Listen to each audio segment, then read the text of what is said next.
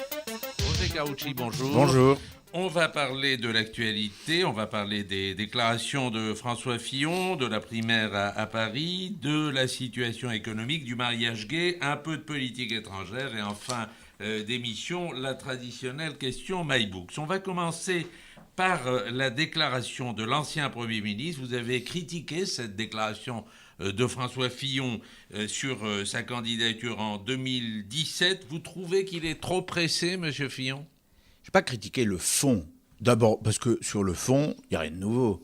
François Fillon a déjà dit il y a 2 mois, 3 mois, qu'il souhaitait être candidat aux élections présidentielles de 2017.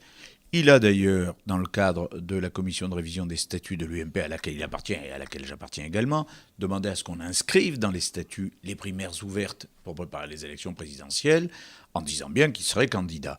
Donc il n'y a rien de nouveau sous le soleil dans une déclaration de ce genre. Sauf que je pense maintenant que voilà, les choses étaient dites.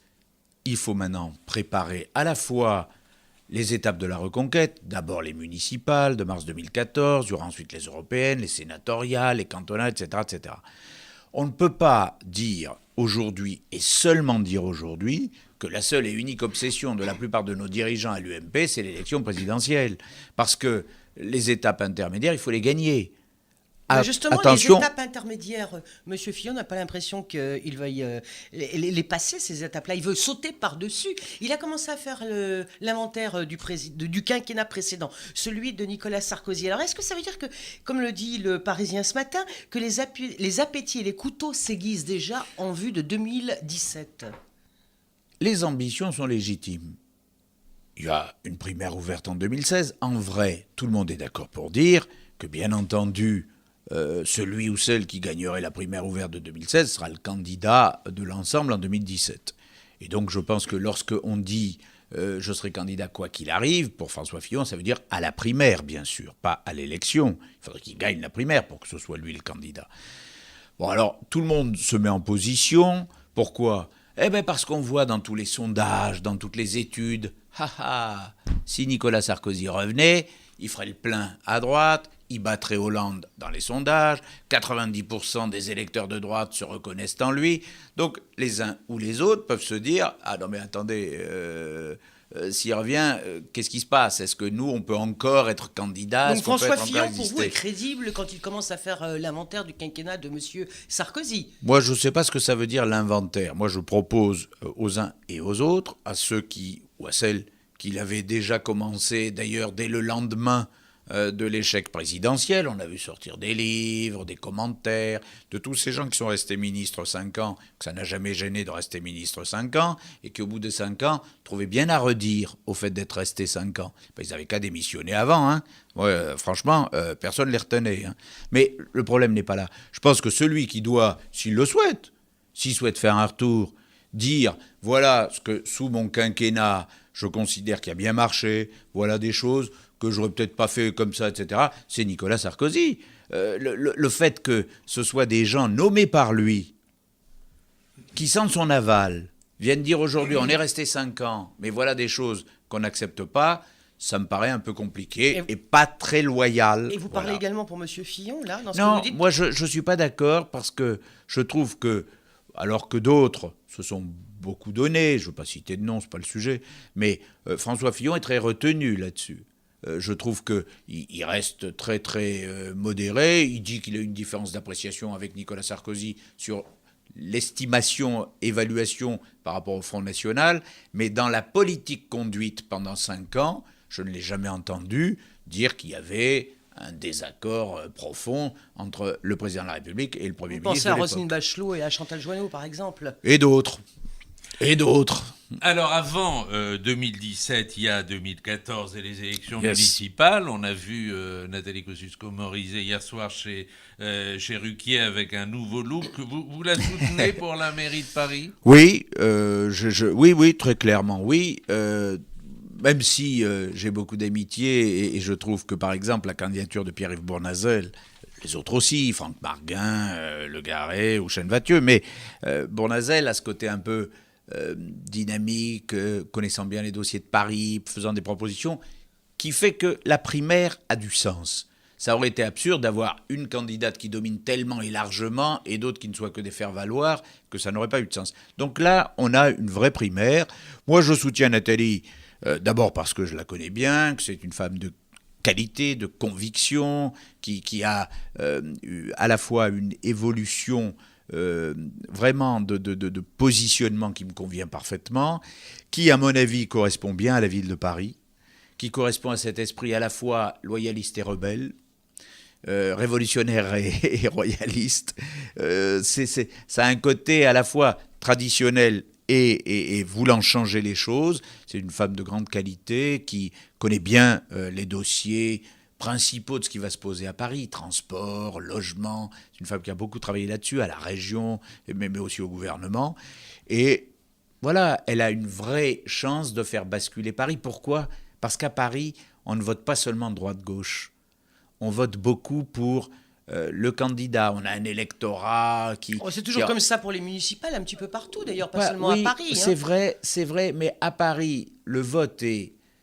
peut-être parce que tout simplement, il y a 1,5 million d'électeurs inscrits sur les 2,1 millions habitants. C'est beaucoup. Alors, mais en même temps, c'est très politique. Il y en a plus d'1 million d'inscrits, mais n'empêche que la primaire à Paris pour l'UMP s'annonce difficile. Parce que pour votre primaire, il n'y a que 5 000 inscrits pour le moment. Alors, il en faudrait 58 000, dit-on, pour que le parti rentre dans ses frais. Alors, NKM demande l'ouverture de bureaux de vote. Elle a raison. Elle a raison. Elle a raison. Voilà, Elle a raison. C'est-à-dire que les Parisiens qui Moi, souhaiteraient voter sincèrement, sur Internet... Je n'ai pas à évoquer ça.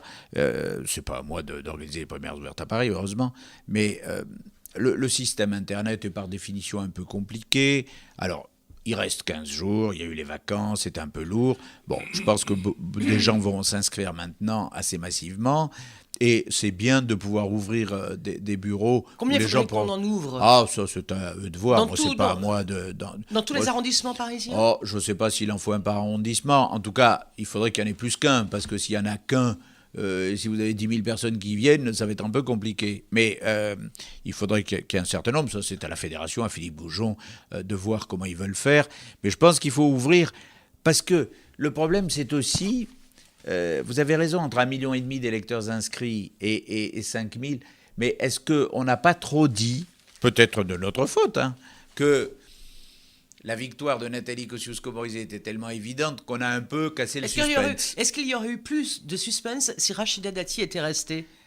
Je pense qu'il y aurait eu plus de suspense si l'écart dans les sondages, dans les études entre Nathalie et les autres était moins grand. Parce que tout le monde se serait dit, il faut y aller, il faut s'inscrire et tout.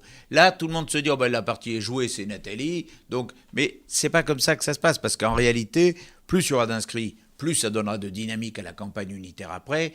Plus il y aura d'inscrits, plus le débat aura du sens. Et je crois que, moi je pousse, j'invite tous les Parisiens de droite à s'inscrire pour voter, oui. Et d'une manière générale... Juste, je voudrais savoir, d'une manière générale, vous êtes optimiste ou pessimiste pour ces municipales ? Parce qu'à l'UMP, certaines personnes sont assez pessimistes. Je suis... Pas M. Copé, je le précise. Oui, je suis optimiste et prudent. Optimiste parce que je pense que l'échec de François Hollande est tellement patent que beaucoup d'électeurs de gauche ne vont pas voter à droite, mais vont s'abstenir. Parce qu'ils sont déçus, parce qu'ils vont se dire, de toute façon, on a été trompé, donc non. Bon. Donc, on peut dire que comme l'électorat de droite, lui, est très mobilisé, si l'électorat de gauche vote moins, il y a quand même une chance que dans un paquet de villes moyennes, à Paris, dans les grandes villes aussi, mais il y a des basculements. Prudent, pourquoi ? Parce que je vois bien la poussée du Front National, le fait qu'on va avoir des listes Front National qui vont, du fait de la poussée, pouvoir se maintenir au deuxième tour, et que nous aurons probablement beaucoup plus de triangulaires qu'en 2008. Donc, il y aura à la fois une poussée de droite, un désamour de gauche, mais un risque de triangulaire.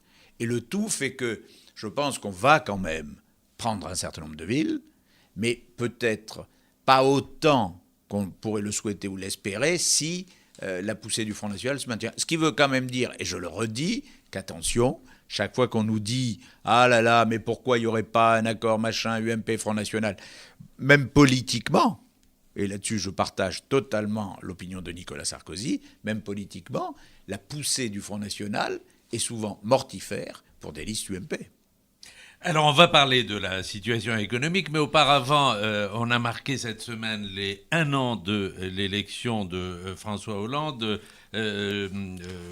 Jacques Attali disait ce matin dans le journal du dimanche que François Hollande était plus collégial que François Mitterrand. Et Le Monde faisait hier un rapprochement tenez-vous bien, entre Jacques Chirac et François Hollande à propos des cérémonies du 8 mai. Et plus généralement, il écrivait « C'est de Jacques Chirac que le chef de l'État est sans doute le plus proche ». Qu'est-ce que vous en pensez ? Je sais pas, le lien c'est quoi, la Corrèze ? Franchement, moi je sais pas à qui on peut rattacher François Hollande. Et pour être encore plus franc, je m'en fiche de savoir à qui on peut rattacher François Hollande. La seule chose que je vois, c'est que ce pays se désespère. Les politiques conduites conduisent pour de bon à la catastrophe. Il y a une explosion de fiscalité, de contraintes. Il y a une ligne politique incohérente. On se brouille avec l'Allemagne. On n'est pas foutu d'être en accord avec l'Angleterre. On est isolé au niveau mondial. On n'existe quasi plus au Proche-Orient. On y viendra peut-être. On a une situation financière où on est tout fier d'avoir obtenu 2 ans de décalage de la Commission européenne pour entrer dans le cadre des déficits, mais c'est encore 2 ans de facilités supplémentaires qui ne feront que de la dette supplémentaire, du déficit supplémentaire qu'il faudra bien un jour combler. Donc en réalité, on a un peu l'impression que c'est un gouvernement qui ne sait pas très bien où il va, qui est extrêmement divisé, avec une majorité composite divisée qui au Sénat n'existe plus puisque pratiquement un texte sur 2 est rejeté. Les communistes ou les écolos, un coup sur 2, ne votent pas avec la gauche. Des ministres qui s'engueulent, un Premier ministre qui se fait quand même un peu houspiller par ses propres ministres mais qui les conserve, et un président de la République au-dessus de tout ça qui a une machine, qui a une boîte à outils. Enfin, c'est le mécano. Mais le mécano de quoi, on ne sait pas. Enfin, l'essentiel, c'est qu'il est un jardinier, puisque son Premier ministre, lui, il sème. Donc, tout ça est complètement incohérent. Enfin, je veux dire, c'est la Ve République, c'est la France, c'est pas un canton suisse, quoi. Bon, tout ce beau monde nous conduit à la catastrophe économique et sociale en n'ayant pas une vision forte. Peut-être que Nicolas Sarkozy donnait trop l'impression qu'il fallait y aller, qu'il fallait faire pression, etc. Peut-être. Mais au moins, quand on disait on réduit les déficits, on les réduisait. Quand on disait on réduit le nombre de fonctionnaires, on les réduisait. Quand on disait la place de la France, voilà ce que c'est au niveau européen, et l'axe sarkoïen, on n'a pas arrêté de se moquer de nous. Monsieur Karoutchi, on voit que vous êtes un Sarko-Merkel. nostalgique. Mais oui, non, mais ne pas pas nostalgique, déçu, parce que à la limite. Mais vous voulez qu'il revienne, Sarkozy ? Vous êtes pour son retour ? Moi, je cache rien. Hein. Oui, naturellement. Non, mais moi, j'ai pas d'état d'âme. J'espère bien. Mais attendez, il m'a pas dit t'inquiète pas, Roger, je reviens. Mais je dis simplement que quand, comme lui, on s'est engagé à 16 ans dans la vie publique pour ce pays, et quand on voit ce que ce pays est en train de devenir, et quand on a été président de la République, et quand on a comme lui la fibre du devoir, du service, de l'engagement, de la volonté, et franchement de l'envie que ce pays soit plus fort, soit plus équilibré, que ça marche, que les gens soient bien en France, que les jeunes ne quittent pas le pays, etc. À un moment, j'allais presque dire, je ne sais pas si les conditions, parce que ça ne dépend pas que de lui, les conditions politiques devront être remplies pour qu'il puisse éventuellement revenir, s'il le souhaite, mais en tout état de cause, moi j'aspire à ce qu'effectivement il revienne parce qu'il nous faut une voix forte. Alors vendredi, le Conseil représentatif des associations noires, le CRAN, a intenté une action justice contre la Caisse des dépôts en l'accusant d'avoir tiré profit d'esclavage, notamment à Haïti. Vendredi également, le président Hollande a dit, c'était lors de la cérémonie de commémoration de l'abolition de l'esclavage, qu'il n'y avait pas de réparation matérielle possible. Alors est-ce que vous comprenez le CRAN d'une part ? Et d'autre part, comment vous jugez la réaction du président Hollande ? Bon, je crois que là-dessus, vous voyez, il faut au moins un point d'accord. Là-dessus, je suis assez d'accord avec le président de la République. J'ai vu d'ailleurs que Madame la garde des Sceaux disait qu'elle n'était pas sur cette ligne-là du tout, de réparation financière, que ça n'avait pas de sens. J'ai vu d'ailleurs que... Elle est pour une politique foncière. Elle est pour une politique foncière, c'est-à-dire elle dit là où l'État détient des terres, notamment en Guyane, est-ce qu'on ne peut pas transférer une partie des terres, etc. Bon, d'ailleurs, de mémoire, le CRAN se trompe un peu dans ce qu'il qualifie sur la Caisse des dépôts, parce qu'il dit que la Caisse des dépôts avait récupéré de l'argent lié à la traite, alors qu'en réalité, non, c'était plus lié au fait que les terres soient reprises. Mais enfin bon, franchement, je ne suis pas un nostalgique constant d'abord de l'autoflagellation. Je comprends qu'on dise l'esclavage a été une abomination. Bon, voilà, très bien, il faut à la fois y réfléchir, se dire pourquoi, et puis réparer moralement, mentalement. Mais qu'est-ce que ça veut dire aujourd'hui de dire ah ben oui, mais est-ce qu'on doit de l'argent à Haïti 200 ans plus tard, alors qu'en parallèle, la France a beaucoup aidé bien des pays et d'anciennes colonies, mais beaucoup. Alors qu'est-ce qu'on fait ? On fait un marché, on dit ben voilà combien ça a coûté, voilà combien on a donné après, voilà ce qu'on a payé quand on a investi dans les colonies. Enfin attendez, à un moment, on est en 2013, ayons une politique d'équilibre, une politique d'ouverture, une politique de droits de l'homme, mais je ne suis pas convaincu qu'il faille réouvrir tout ça chaque fois. Parce que sinon, moi je propose aussi qu'on voit, est-ce qu'il ne faut pas indemniser pour les croisades ? Alors, on est en 2013, le journal du dimanche, d'ailleurs, titre sur la France dans 10 ans et parle dit que le gouvernement fait le pari de l'investissement. Mais enfin, pour les prévisions en matière économique, réduction du déficit et croissance, le gouvernement paraît plus optimiste que Bruxelles. Est-ce que c'est le gouvernement qui a raison ou la Commission européenne ? Non, je crains pour le gouvernement et pour les Français d'ailleurs que ce soit la Commission européenne. Parce qu'il n'y a pas que la Commission européenne. Le Fonds monétaire international, l'OCDE, toutes leurs prévisions économiques sont à peu près conformes à celles de la Commission et pas du tout à celles du gouvernement.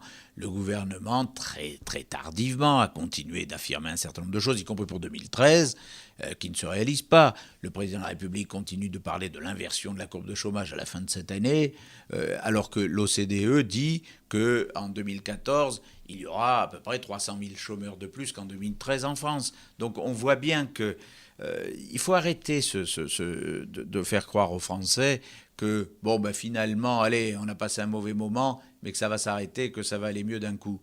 Je partage l'opinion de Jean-Pierre Raffarin qui dit que la situation sera probablement encore pire à la fin de cette année qu'au début de l'année, parce que les mesures prises ne vont pas dans le bon sens, on n'a pas pris les bonnes décisions, on n'a pas pris la bonne ligne, on ne fait pas confiance aux investisseurs, les investisseurs étrangers ne veulent plus venir, et voilà, donc à partir de là, vous ne créez pas d'emploi, vous ne créez pas de dynamique. Je crains malheureusement que la situation ne s'aggrave encore. Il serait grand temps, comme le demande Jean-François Copé, que François Hollande change de politique, change de cap. Est-ce qu'il en a la capacité politique ? Oui. Est-ce qu'il en a la volonté politique ? Pas pour le moment. Enfin, comme vous le disiez tout à l'heure, Bruxelles lui a donné 2 ans de plus pour résorber les déficits, mais on peut en échange de réformes structurelles, on peut imaginer que le président ne se contentera pas de sa boîte à outils, que vous critiquiez beaucoup tout à l'heure, la boîte à outils, c'est-à-dire les emplois aidés, les emplois d'avenir, les contrats de génération sur lesquels il compte. Oui, il a tort, parce que même les contrats d'avenir, moi je peux vous dire, dans les collectivités, et je suis en contact régulier avec toutes les collectivités d'Île-de-France, beaucoup de collectivités qui étaient d'accord d'ailleurs pour prendre des contrats d'avenir ont beaucoup de problèmes, c'est très compliqué, c'est très contraignant et ça marche très mal. En vrai, au jour d'aujourd'hui, il y a très peu de contrats d'avenir qui ont été conclus. Donc attendons de voir. Moi je pense qu'on s'est trompé de politique là. Alors, Roger Karoutchi, vous étiez abstenu lors du vote sur le mariage gay. Vous étiez manifestement en désaccord avec les positions de votre parti, l'UMP. Mais dans ces conditions, pourquoi n'avoir pas voté pour le projet de loi ?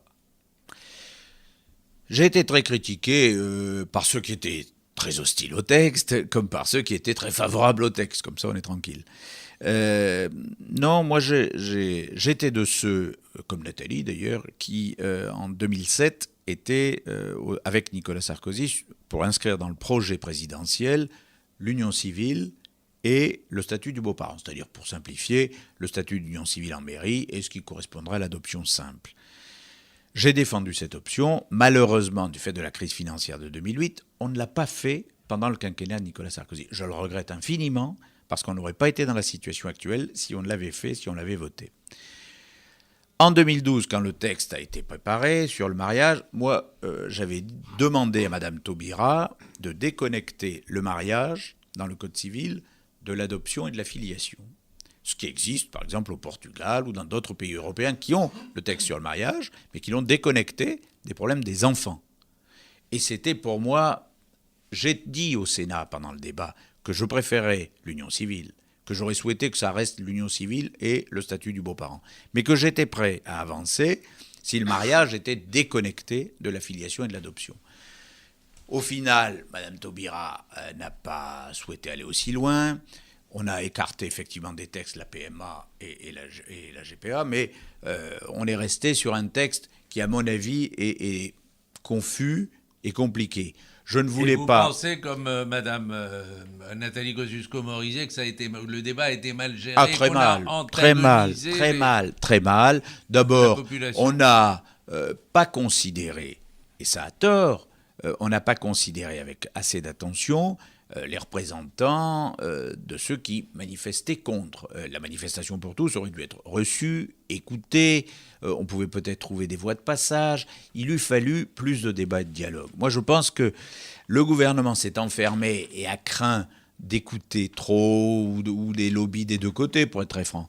Et à partir de là, on n'est pas allé assez loin. Alors, voilà, je me suis abstenu parce que je ne voulais pas avoir ou donner le sentiment qu'ayant été favorable à l'union civile, on n'avait pas d'avancée nouvelle. Et en même temps, je ne voulais pas voter pour parce que je ne suis pas d'accord sur l'adoption plénière et la filiation. Et on verra ce que dit le Conseil constitutionnel. Alors, la manifestation du 26 mai, est-ce que vous en serez ? J'en ai parlé beaucoup avec Jean-François Copé, je vais lui en reparler. Si c'est une manifestation globale contre la politique du gouvernement, why not ? Et c'est ce que veut M. Copé, d'ailleurs. Il a dit qu'il fallait donner dire un non global à la politique du gouvernement. Mais le problème, c'est que, à ma connaissance, c'est pas l'UMP qui organise la manif.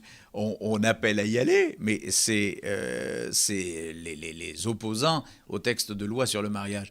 Alors, à la fois pour respecter les opposants et pour voir un peu, moi je veux voir si il y a convergence de manifs. Je serai dans celle qui sera contre la politique du gouvernement. Si c'est une manif unitaire, je ne vois pas bien comment je peux dire oui, moi je viens pour dire seulement à bas à Hollande, mais je me suis abstenu sur le texte mariage. C'est un peu compliqué, quoi. Je ne vais pas me couper en deux.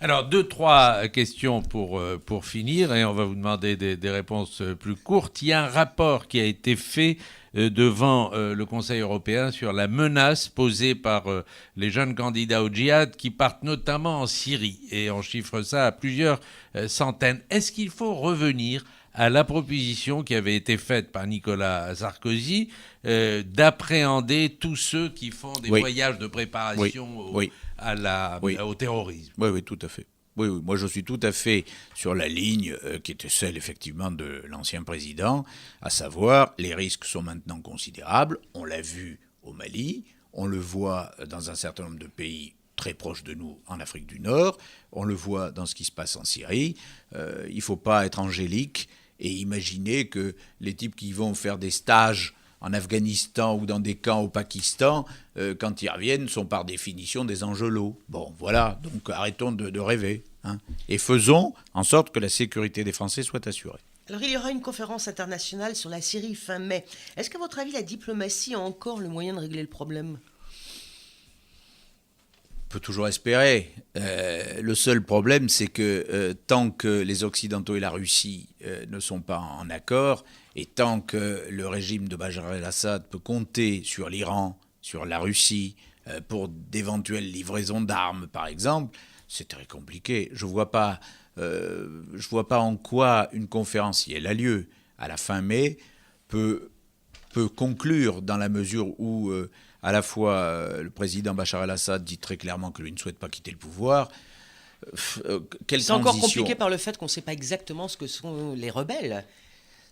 Oui, beaucoup de djihadistes parmi eux. Oui, alors le problème là encore, c'est pour ça que je trouve assez angélique, y compris la position du gouvernement français, parce que quand j'entends M. Fabius, qui là-dessus a une approche, mais qui dit « il faudrait livrer des armes, mais pas aux islamistes ». Ça va être compliqué de faire le tri. Vous le faites comment le tri, vous C'est-à-dire vous livrez des armes aux rebelles, mais à qui ? parce que après, une fois sur place, les armes en Syrie elles restent dans tel camp, elles passent pas dans le camp d'à côté. Enfin, ça, je ne sais pas bien comment on fait. La situation est très compliquée, mais ce qui est vrai, c'est que quand il y a déjà 80 000 morts, voilà, à un moment, alors tout le monde s'y met, le Hezbollah d'un côté, l'Iran de l'autre, et tout le monde participe au fait de dire « Ah, mais nous, on veut des solutions », mais enfin, tout le monde y va de « Vas-y que je te file des missiles, vas-y que je te file des armes supplémentaires », et c'est la population civile syrienne qui, au final, trinque. Nicolas Sarkozy part la semaine prochaine, je crois, en Israël pour soutenir la candidature de Valérie Hoffenberg dans la législative partielle, et il est reçu à Netanya. Mais ma question porte sur un autre voyage qui a été, lui, annulé par le physicien Stephen Hawking, qui avait accepté dans un premier temps d'assister à la conférence du président de Shimon Peres avec Tony Blair et Bill Clinton, et qui est revenu sur sa décision en disant qu'il voulait boycotter le fameux boycott académique. Qu'est-ce que vous pensez de ce type de... Deux choses rapidement. Un, Nicolas Sarkozy a effectivement prévu un voyage en Israël, mais sincèrement, je doute que ce soit pour participer à une campagne électorale. Il ne l'a pas fait depuis un an. Enfin, le voyage se fait à 2 jours de la... Peut-être, mais... des élections partielles. Peut-être que c'est à lui de décider, mais jusqu'ici, il n'a jamais pris de position sur une élection législative. Je ne vois pas très bien faire ça.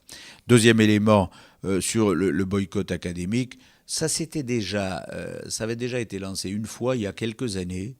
Moi je me souviens, il y avait eu pas mal d'universités françaises qui avaient dit on rompt les relations avec les universités israéliennes et tout. Tout ça est absurde. La communauté scientifique, la communauté universitaire, elle doit participer à plein aux échanges. Et je serais presque tenté de dire que pour ceux qui sont d'accord, pas d'accord avec la politique de Netanyahou, le meilleur moyen de le dire, c'est au moins d'échanger. Parce que quand vous dites on arrête tout, je ne suis pas d'ailleurs sûr que la communauté universitaire israélienne soit toute entière derrière Netanyahou. Donc c'est absurde. Moi, je considère que le meilleur moyen... C'est d'ailleurs ce qu'avait dit effectivement il y a 2 ans l'auteur britannique Ian McEwan, qui avait reçu le prix de Jérusalem, et qui avait bravé les pressions en se rendant et en disant je suis pour un rapprochement, et la meilleure manière de rapprocher les gens, c'est d'y aller. Si vous commencez par dire non, très bien, ça ne peut que renforcer le côté le plus national. Donc non, autant il faut naturellement multiplier les échanges. Sans compter de le rappeler, ce que rappelle le Guardian d'hier, que l'hypocrisie de Stephen Hawking, puisqu'il utilise de la technologie israélienne dans l'équipement dont il a besoin pour ses problèmes neurologiques. Comme quoi. Non, mais là-dessus, il faut arrêter. Je pense que les échanges, c'est bien. Et que les échanges universitaires, tout le monde sait que les universités israéliennes, la technologie israélienne sont parmi les meilleures, sont largement répandues dans le monde. On ne comprend pas bien après de dire non, mais pas là-dessus, là-dessus politiquement, il y a une colonie, alors j'y vais pas. Non, c'est pas très sérieux. Chacun a une position politique, peut la défendre, mais vous la défendez en y allant, pas en n'y allant pas. La question MyBooks. MyBooks, c'est un site d'information littéraire qui vous pose la question en partenariat avec nous. Quel est votre livre de chevet? Quel livre lisez-vous en ce moment, Monsieur Carucci? Eh bien, je vais étonner beaucoup. Ça n'a rien à voir avec la politique. D'ailleurs, je lis fort peu de livres politiques parce que quand vous en faites tous les jours, sincèrement, si en plus le soir en rentrant, il faut encore en lire, ça va quoi. Non. Moi, je suis depuis très longtemps un auteur français qui fait des livres non pas policiers, mais à la limite, qui s'appelle Jean-Christophe Granger, qui a fait Les Rivières pourpres, qui a fait L'Empire des loups, qui a fait Le Concile de Pierre, et puis le premier que j'avais lu, c'était Vol de cigogne, qui était un livre passionnant. Et là, il a sorti, alors il y a 5-6 mois, mais je reconnais que je n'avais pas eu le temps de le lire, j'avais quelques activités, il a sorti un livre qui s'appelle Kaiken, qui est un livre, même chose, un peu étonnant, là c'est avec le Japon... Il y a des meurtres. L'Empire des loups, c'était avec les loups gris en Turquie. Là, c'est avec des descendants de samouraïs, des yakuza. Je n'aime pas les livres policiers basiques. l'histoire policière, c'est pas très intéressant. Mais en revanche, je trouve que Jean-Christophe Granger, qui écrit en plus très bien, fait des livres qui mettent en jeu des policiers, qui mettent des enquêtes sur des phénomènes de société, de civilisation dans un peu tous les pays du monde. Le Concile de Pierre, c'est un livre passionnant avec des chamans et tout. Bon, très bien. Voilà, moi ça me va bien. Roger Carucci, sénateur des Hauts-de-Seine, ancien secrétaire d'État en relation avec le Parlement et vice-président de l'UMP. Merci d'avoir été Merci à vous. l'invité du grand entretien.